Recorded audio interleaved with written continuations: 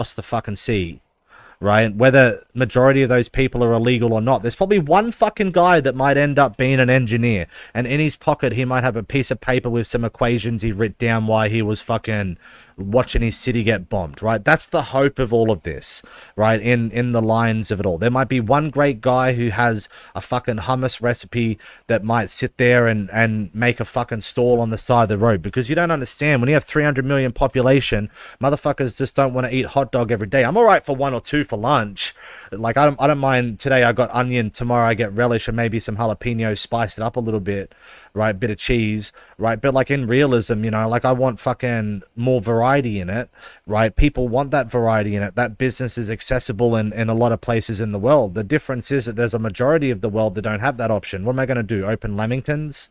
Right? So like, if you support anti-war in this stone age, you support UN, which is, it's a long-term genocide. It's a long-term, you know, like babies are born in this fuck, right?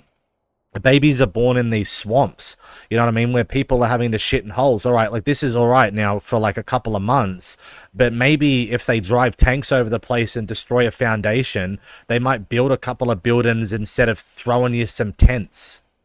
You know what I mean? In respect, like there's a lot of young kids that are growing up now that are fucking 15, 20, 11, 13, 14. They don't want to be terrorists, right? They sit there and they talk with American people. They talk with people all around the world. All they have are mobile fucking phones, right? They sit there and they communicate with people in the world, right? Like we've got Indian people that understand that the fucking cattle industry and the beef industry are two different things, but we still have Indian people that are going to call up the police and say in a Western country that this motherfucker's eating steak, right? And from like even all religion, right? Because I decided to have pork too close to the fucking beef mince, the halal mince is down there anyway, right? Like we've done you a solid, right? And like the interpretation that we get from all of this at the end of the day is that there are people within the agenda that are willing to take photos of your suffering, right, to financially profit on it. And at the end of the day, like you're supporting the UN to be in control of something that you are unable to deny is a fuckery,